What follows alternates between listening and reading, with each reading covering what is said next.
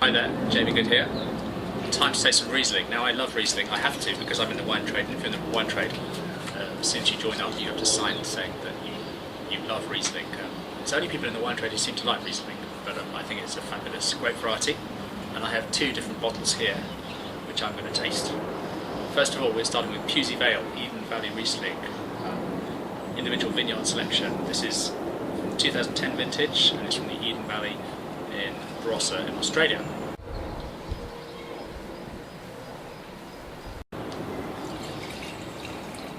Aussie Rieslings, kind of like I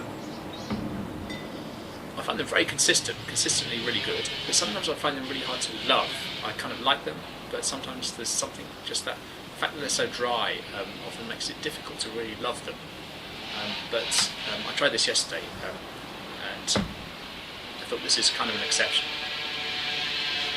It's got a wonderful nose, sort of usual sort of Riesling characteristics of lime, citrus, just a hint of that character that people sometimes call petrol or kerosene. Kind of adds a little extra dimension to the nose without being dominant.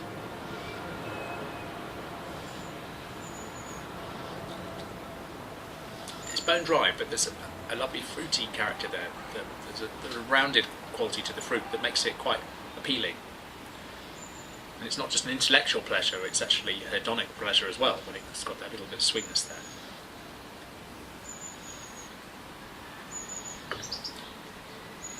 Nice texture, lovely concentration, really linear fruit quality that makes it very appealing.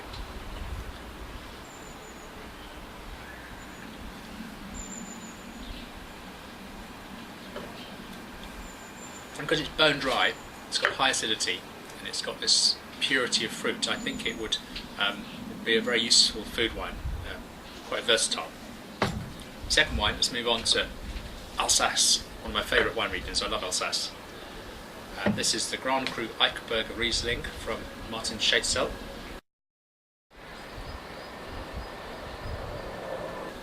And this has no back label. Some of the Alsace wines now have a back label with a sweetness scale, which is really useful because you don't know what you're going to get when you open a bottle of Alsace Riesling. It could be bone dry, it could be quite sweet.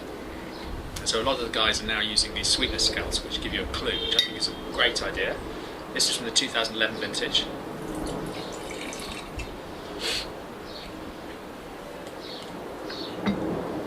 It's quite a deep colour.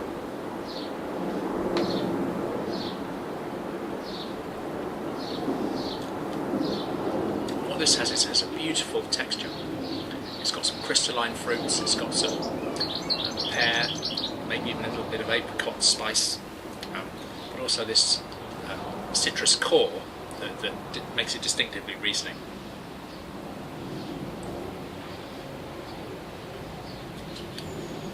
And there's a bit of sweetness here that kind of rounds out the texture in the mouth without making it overtly sweet.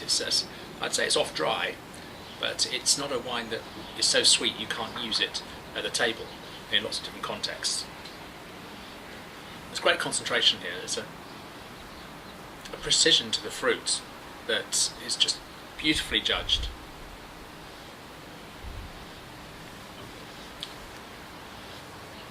Yeah, it's real personality to this wine, and Alsace does sort of the drier style Rieslings really well.